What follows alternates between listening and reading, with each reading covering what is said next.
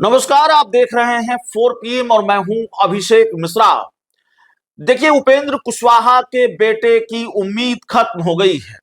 उपेंद्र कुशवाहा के बेटे दीपक प्रकाश जो बिहार सरकार में मंत्री हैं, वो मंत्री पद पर बने रह पाएंगे। अब इसमें संकट है, संकट ही नहीं है बल्कि बहुत सीमित गुंजाइश बची है। ऐसे रास्ते हैं जो बहुत मुश्किल हैं या तकरीबन नामुमकिन है कि उपेंद्र कुशवाहा के बेटे दीपक प्रकाश मंत्री पद पर रह पाए। आपको याद होगा 2 दिन पहले जब पत्रकारों ने उपेंद्र कुशवाहा से यह सवाल पूछा था कि भारतीय जनता पार्टी की लिस्ट सामने आई है, उस लिस्ट में आपके बेटे दीपक प्रकाश का नाम नहीं है, उनको उम्मीदवार बीजेपी ने नहीं बनाया है। तो उपेंद्र कुशवाहा ने कहा था कि नामांकन में अभी वक्त बाकी है, 8 तारीख तक इंतजार कीजिए। तो आज 8 तारीख का इंतजार भी खत्म हो गया। एनडीए के सभी उम्मीदवारों ने अपना नामांकन दाखिल कर दिया और आरजेडी के भी एकमात्र उम्मीदवार ने अपना नामांकन दाखिल कर दिया। नंबर आरजेडी के पास है और नंबर एनडीए के पास है, इसलिए फिलहाल कोई खेल की गुंजाइश नजर नहीं आती है और निर्विरोध सारे उम्मीदवार चुन लिए जाएंगे। आरजेडी से सुनील सिंह विधान परिषद जाएंगे, ये पूरी तरह से तय है, और आज एनडीए के सभी उम्मीदवार विधान परिषद जाएंगे, यह भी पूरी तरह से तय है। तो इसमें कहीं कोई दिक्कत नहीं है। कोई विधान परिषद नहीं जा पाएगा तो वो है उपेंद्र कुशवाहा के बेटे दीपक प्रकाश। क्या अगले कुछ दिनों में, 2-3 दिनों में, 4 दिनों में दीपक प्रकाश मंत्री पद से इस्तीफा देने जा रहे हैं? और आज फेसबुक प्रोफाइल से, उनकी फेसबुक पेज की प्रोफाइल से मंत्री पद गायब मिला है और पॉलिटिशियन लिखा हुआ पाया गया है, जबकि एक्स प्रोफाइल पर है। तो क्या इसको संकेत माने कि उपेंद्र कुशवाहा के बेटे दीपक प्रकाश मंत्री पद पर नहीं रहेंगे, मंत्री पद से इस्तीफा देंगे, या उपेंद्र कुशवाहा अभी भी कोई बीच का रास्ता निकालने की कोशिश करेंगे? अब बहुत सीमित विकल्प बचे हैं दीपक प्रकाश के लिए कि वो मंत्री पद पर बने रह पाए और किसी सदन का सदस्य हो जाए। जो जरूरी अनिवार्यता है मंत्री पद पर बने रहने की, वो उसको पूरी कर पाए। तो अभी 4 महीना बाकी है उनके कार्यकाल में, तो 4 महीनों तक अपना कार्यकाल पूरा करेंगे।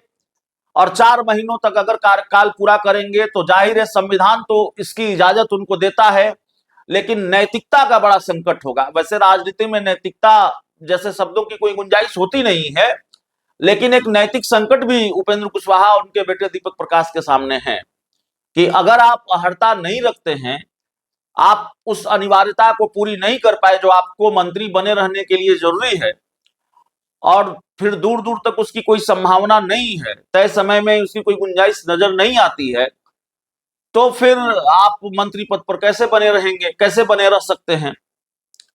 तो एक नैतिकता का भी मामला है। अब देखना है कि वो अपना जो बचा हुआ समय है उसको पूरा करेंगे कि अगले 2-3 दिनों में इस्तीफा दे देंगे, ये बड़ा सवाल है। अब सवाल यह है कि रास्ता क्या है उपेंद्र कुशवाहा के बेटे के सामने?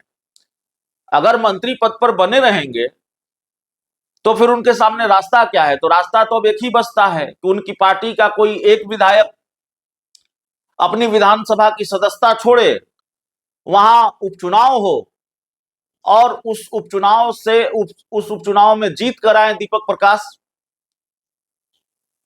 तो जो 3 विधायक हैं वो तो नहीं छोड़ेंगे अपनी सीट, बिल्कुल नहीं छोड़ेंगे।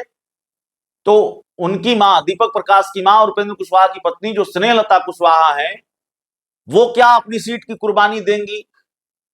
और क्या इस बात की गारंटी ही है, हालांकि 25,000, जो मेरी जानकारी है 25,000 की के अंतर से वो जीत कर आई हैं, ठीक ठाक अंतर इसको माना जाता है।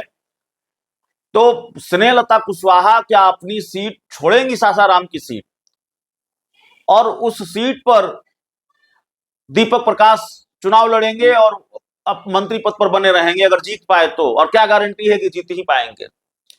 और क्या ये उपेंद्र कुशवाहा करने जा रहे हैं?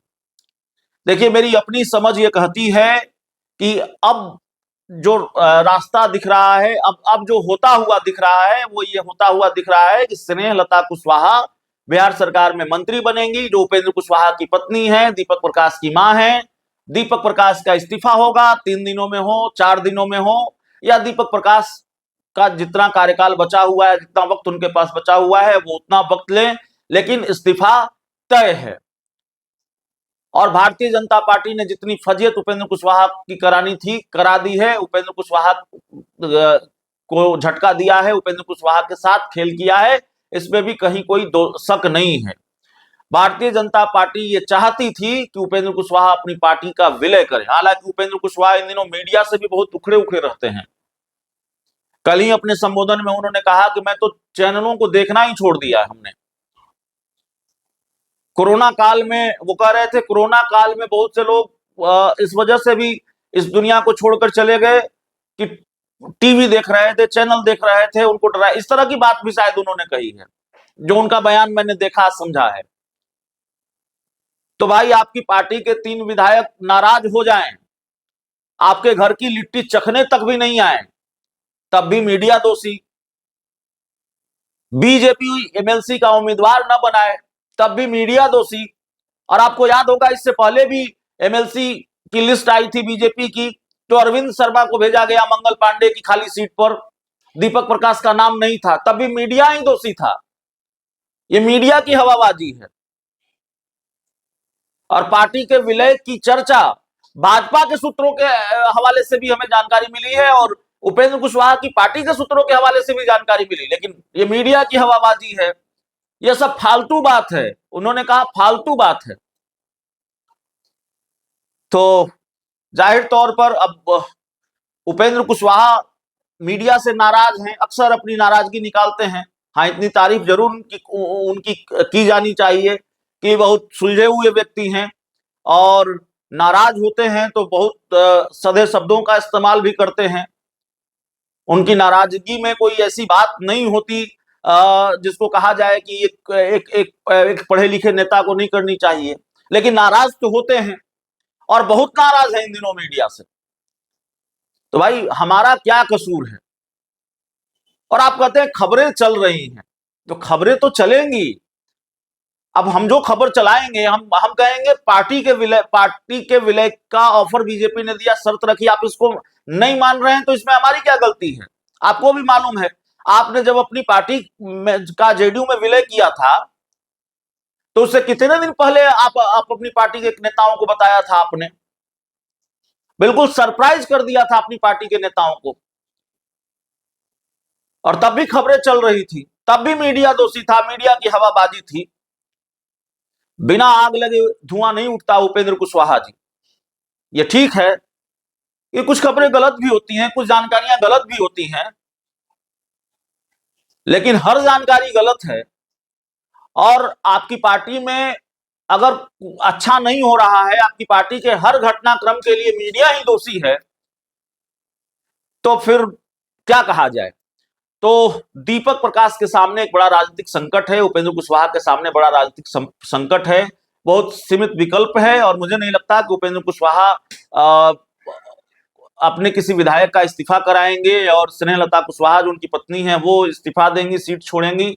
ये उपेंद्र कुशवाहा इतनी लंबी प्रक्रिया में नहीं जाएंगे, और मुझे लगता है कि उनकी पत्नी स्नेहलता कुशवाहा ही बिहार सरकार में मंत्री बनेगी।